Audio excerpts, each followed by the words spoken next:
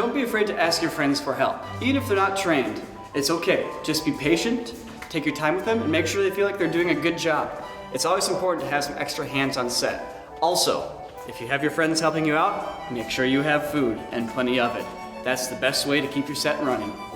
Try and get cheap, if not free, locations for your shoot, because you'll save money for other parts on your project. You'll be surprised how far a polite request to a manager or owner of a business or location will get you. Pro tip, if you don't have a camera, ask a friend. If you don't have a friend, use your phone. If you don't have a phone, you should probably get a phone. Be realistic with yourself. You probably don't have the money and budget to pull off the Avengers.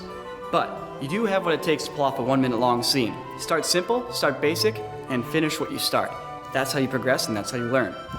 If you're searching for ideas, consider looking in the mirror. The things you like and love outside of the filmmaking world make great stories. Heck, make something about you and your friends. Everyone's done it. It works.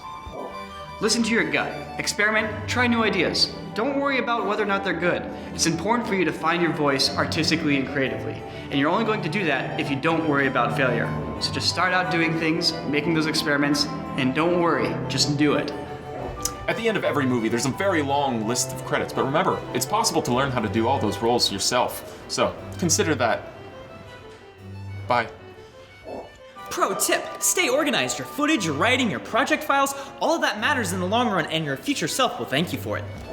Just because it's low budget doesn't mean it can't feel cinematic. Consider using your camera angles or lighting to make things feel larger than life. Heck, there's low budget stuff all over here, but our angles and lighting hide it all.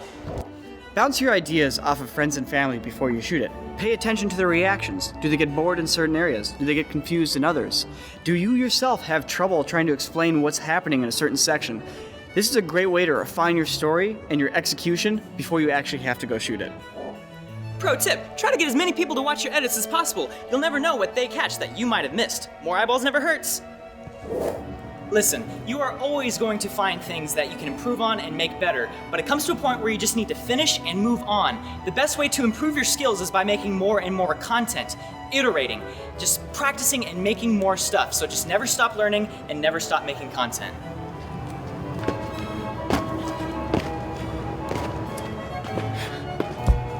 That's how you refine. You will eventually important. So close. More eyeballs never hurts, and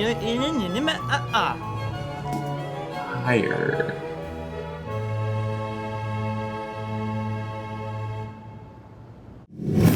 Basically, go in the game and actually recreate these moments in similar locations. So when the guy steals a car, that's the actual sound of stealing a car in the game in that location. When he's at the gun range and shooting a gun, that's the actual sound of shooting a gun at the gun range. So trying to keep things one-to-one, like actually recreating these moments in the game